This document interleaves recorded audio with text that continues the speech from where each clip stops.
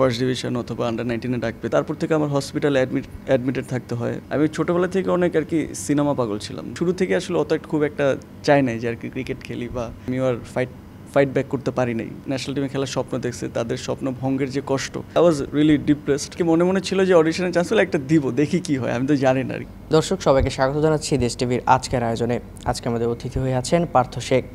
Cricket থেকে অভিনয়ে দীর্ঘ এক যাত্রা, সেই যাত্রায় তিনি অনেকটাই এখন সফল। কথা বলবো তার সঙ্গে, আজ নানা অজানা ঘটনাই জানানোর চেষ্টা করব। শুরুতেই আমাদের প্রিয় অভিনেতাকে স্বাগত জানাচ্ছি। স্বাগত আপনাকে। ধন্যবাদ। কেমন আছেন? জি ভালো, আপনি কেমন আছেন? আমিও ভালো আছি। একটু জানতে চাই, ক্রিকেট থেকে অভিনয়ে আসলেন, সেই যাত্রাটা একটু শুনতে চাই। পুরো ব্যাপারটাই হয়েছে, ছোটোবেলা থেকে আমি ক্রিকেট অনেক পছন্দ করতাম, রাইট? তো সেখান থেকে আসলে যেমন ক্রিকেট বলে বা ন্যাশনাল টিমে খেলার যে আমার স্বপ্নটা ছিল, সেটা ছোটোবেলা থেকেই ছিল আসলে। তারপর থেকে আবাহনী মাঠে আর কি রেগুলার যেতাম প্র্যাকটিস করতে। আমার ক্রিকেট একাডেমির নাম ছিল উদয়ন ক্রিকেট একাডেমি। তো সেখান থেকে আসলে এহসান স্যার, ফাহিম স্যার, তাদের আন্ডারে আমার কোচিংটা হয়। তো সেখান থেকে আন্ডার-16 মেট্রোর সিলেকশন, আন্ডার-16 মেট্রোর ক্যাম্পে থাকা বা 24 জনের স্কোয়াডে থাকা, 18 জনের। তারপর আন্ডার-18 মেট্রোতে খেলা। তারপরে যখন আসলে ওই টাইমটাতে ছিল যে এরকম যে আর কি আমি জানি যে আর কিছু দূর গেলে হয়তো সফলতাটা আসবে বা আর কি আমি ডিভিশন খেলবো, ফার্স্ট ডিভিশন অথবা আন্ডার-19 ডাক পেতে পারি বা এরকম আর কি। ওটা মনে একটা বিশ্বাস ছিল যে এরকম কিছু একটা হবে। তো পরে যে তারপরে কি হলো যে স্পাইনাল কর্ডের যে ব্যাকের যে ইনজুরি, সেটা আর কি শুরু হয়। সো বেসিক্যালি সেটা হয়েছিল, আমি সারাক্ষণ যখন একটা ক্রিকেটার আর কি ডাউন হয়ে প্র্যাকটিস করে, সারাক্ষণ আমি 800 বলস আর কি আ ডে ড্রিল করতাম। লেফট ওপেনার ছিলাম যেহেতু, যেদিন 1 উইক মনে করেন কাভার ড্রাইভ খেলে 1 উইক কাভার ড্রাইভ খেলতাম, 1 উইক আর কি কাট খেলে শুধু কাট খেলতাম, পুল খেললে পুল খেলতাম। তো এরকম ছিল।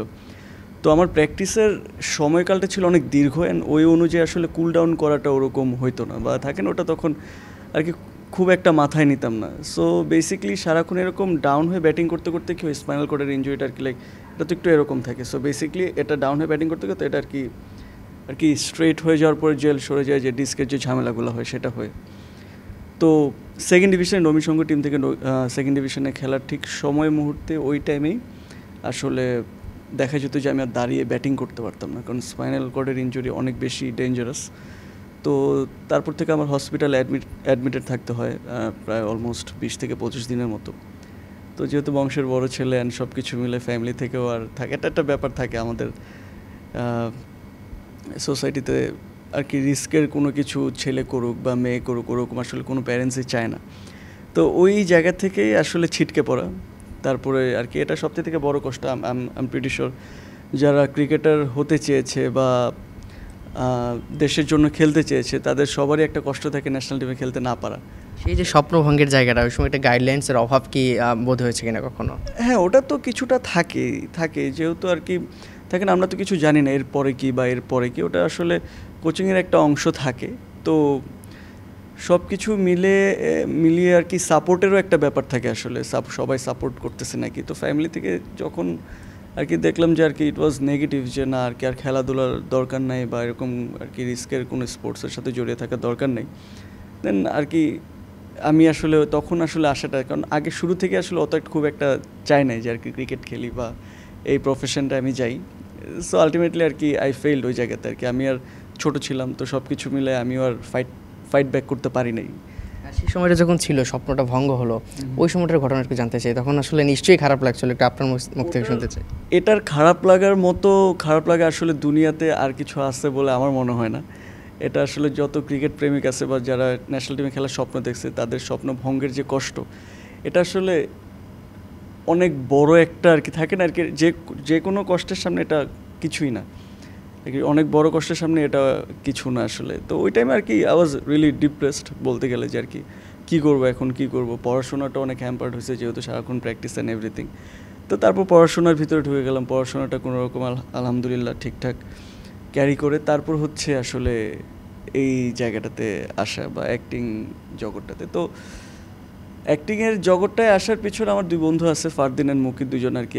তো ওরা একটা অডিশন দিতে যাচ্ছিলো, তো অডিশন আর কি এর আগের দিন আমরা ধানমন্ডি থেকে কোথাও খেয়ে আমরা বাসায় আসতেছি, অনেক বৃষ্টি, আমার মনে আছে অনেক বৃষ্টি, তো আমরা রিক্সা পাচ্ছিলাম না। তো ওরা 2জন বলতেছিল যে আর কি কালকে একটা অডিশন আছে, আমাদের কিন্তু যেতে হবে সকাল 8টা বাজে। তো আমি বললাম যে কিসের অডিশন, ওদেরকে জিজ্ঞেস করলাম থাকে না আর কি কিসের অডিশন, বললো যে এরকম একটা টিভিসির অডিশন আছে, তো কালকে যাব আমরা। তো আমি বললাম আচ্ছা ঠিক আছে, তোদের অডিশনে কী হয়? তো আই ওয়াজ ভেরি কিউরিয়াস যে কী হয়।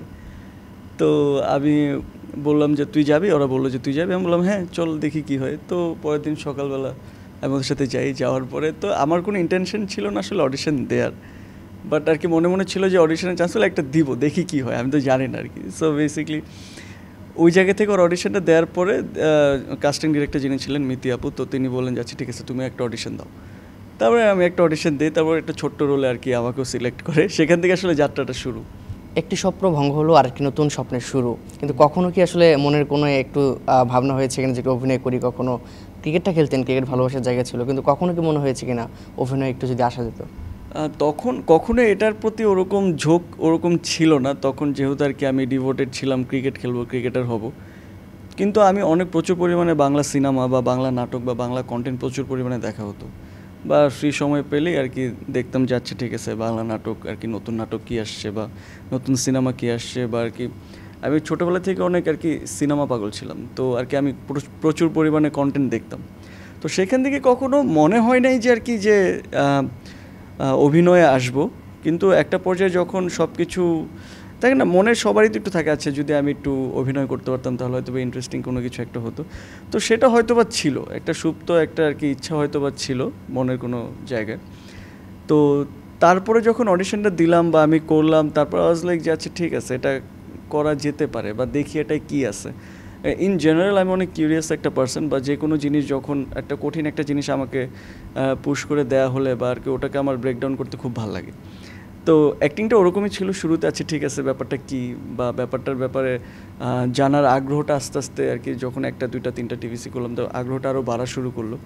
তো সেখান থেকে আসলে যাত্রাটা শুরু। আমার মনে হয় যে কিউরিয়াস থাকাটা যে কোনো বিষয়ে অনেক বেশি ইম্পর্টেন্ট যদি সফলতাটা আপনি পেতে চান।